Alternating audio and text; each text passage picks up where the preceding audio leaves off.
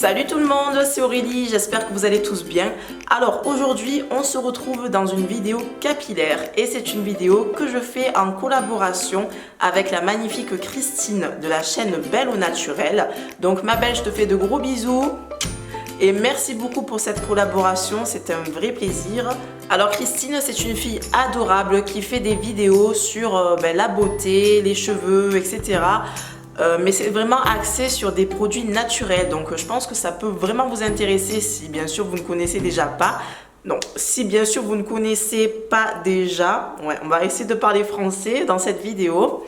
Donc Christine va vous faire une vidéo sur les différentes façons d'utiliser l'eau d'Amamélis en beauté. Et moi, je vais vous faire 5 façons d'utiliser l'huile de ricin pour les cheveux. Vous savez que moi, c'est plutôt les cheveux en fait, mon domaine où je suis le plus à l'aise. Donc j'ai décidé de vous faire ça et j'espère que ça va vous plaire. Donc bien sûr, je vous mets en barre d'infos la chaîne de Christine ainsi que sa vidéo. Et je vous la mettrai aussi en annotation ou en fiche à la fin de la vidéo. Comme ça, vous n'aurez plus qu'à cliquer pour tomber sur sa vidéo. Voilà, donc sur ce, je pense que j'ai tout dit pour cette petite intro. Je vais vous laisser regarder la vidéo. Bien sûr, si ça vous plaît, n'hésitez pas à me laisser des petits likes et à vous abonner si vous voulez me suivre plus facilement. Ça me fait super plaisir et ça m'encourage. Donc voilà, je pense que j'ai fini mon petit blabla et je vais vous laisser regarder la vidéo tranquillement. Gros bisous! Alors on va commencer avec la première utilisation et je vous dirai c'est le bain d'huile. Donc je ne vous apprends rien. Il faut faire des bains d'huile, j'avoue que moi je n'en fais pas souvent, mais dans la mesure du possible il faut faire assez souvent des bains d'huile, ça nourrit les cheveux, ça les fortifie et en particulier avec l'huile de ricin. L'huile de ricin c'est vraiment une huile vraiment très fortifiante pour les cheveux, je dirais franchement que c'est la meilleure huile pour les cheveux. Si vous devez choisir une huile pour faire un soin, choisissez l'huile de ricin, ça va à la fois fortifier vos cheveux, les épaissir et ça va maximiser la pousse. Donc bien sûr il n'y a pas de produit miracle, mais l'huile de ricin est vraiment très réputée pour favoriser la pousse des cheveux ainsi que des cils et des sourcils. Donc quand je fais un bain d'huile pour faciliter l'application, j'utilise un petit embout pointu que je peux adapter à ma bouteille. J'utilise l'huile de ricin de chez Aromazone, mais vous pouvez en prendre n'importe où, vous pouvez en trouver en pharmacie aussi ou dans des boutiques capillaires ou afro. Alors par contre, faire attention que ça soit une vraie huile de ricin, qu'il n'y ait pas de mélange, qu'elle soit vraiment pure. Et vous pouvez aussi utiliser l'équivalent de l'huile de ricin mais travaillée différemment, c'est-à-dire l'huile de carapate et en anglais ça s'appelle la Jamaican Black Castor Oil. Je vous mettrai bien sûr des images pour illustrer tout ça. Donc je vous conseille de faire un bain d'huile de ricin. Vous pouvez bien sûr rajouter d'autres huiles ou faire avec carrément une autre huile, mais là pour le coup l'huile de ricin ça va vraiment vous permettre de bien fortifier. Donc vous en mettez bien sur le cuir chevelu, ça va bien fortifier le bulbe de vos cheveux, ça va les nourrir, donc ça va promouvoir la pousse et vraiment épaissir vos cheveux. Et bien sûr, ça va vous permettre de protéger vos cheveux contre l'agression du shampoing que vous allez faire quelques heures plus tard ou peut-être le lendemain si vous décidez de garder votre bain d'huile toute la nuit. Donc il faut savoir que certains shampoings peuvent un petit peu assécher les cheveux, les agresser à cause des sulfates qu'ils contiennent ou de différents ingrédients qui ne seraient pas très bons. Et le fait de justement faire un bain d'huile avant, ça va permettre à vos cheveux d'être protégés et de minimiser les effets un petit peu néfastes que pourrait avoir le shampoing. Donc bien sûr pour le bain d'huile, on en applique sur le cuir chevelu ainsi que sur les longueurs. La deuxième façon d'utiliser l'huile de ricin, je vous propose la baggy méthode. Donc il suffit juste de saturer vos pointes d'huile. Donc là vous avez une action vraiment ciblée sur les pointes. Si par exemple vous avez de la casse, je pense que c'est une méthode qui peut être faite pour vous parce que ça va vraiment être concentré sur la zone abîmée, donc les pointes. Donc il suffit juste de saturer vos cheveux, vos pointes d'huile, je vais y arriver.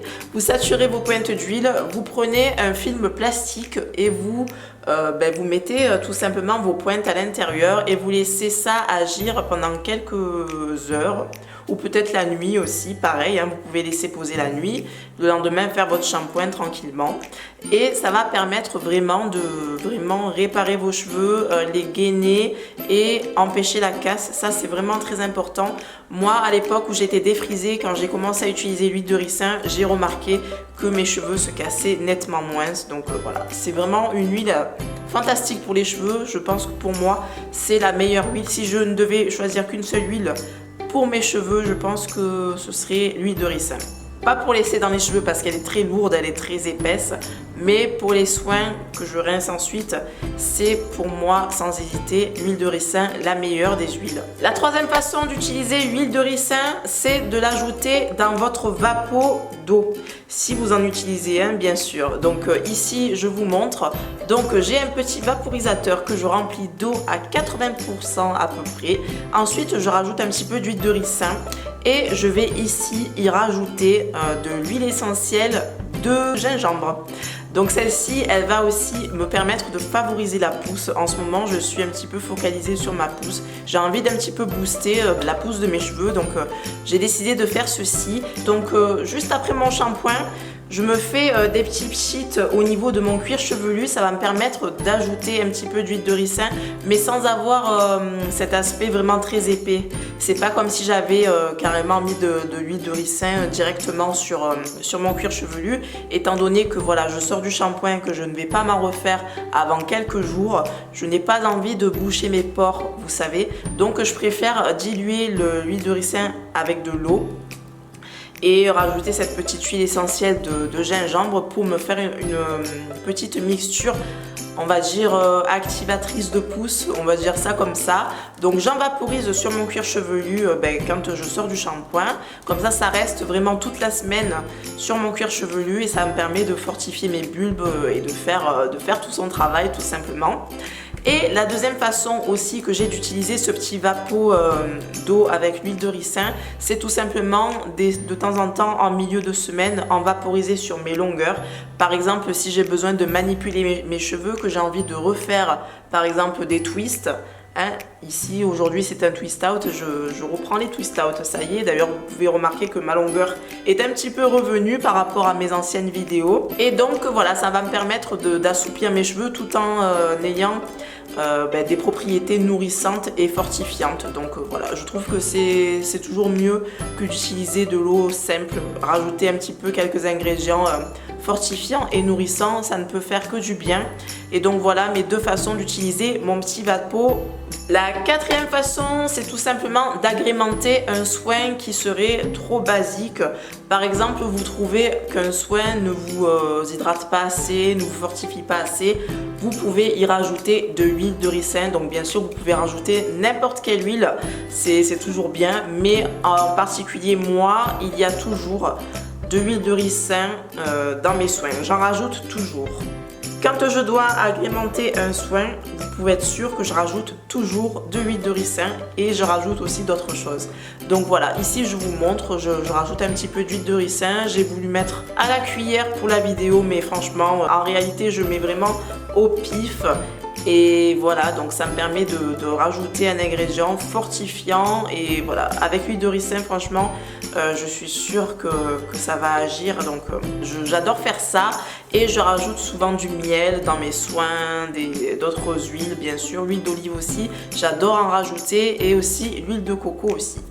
Mais vous pouvez être sûr qu'il y a toujours de l'huile de ricin dans mes placards. Et ouais, dès que j'en ai plus, j'en rachète. Parce que c'est vraiment mon huile... passe-partout, on va dire. Ouais, mon huile passe partout.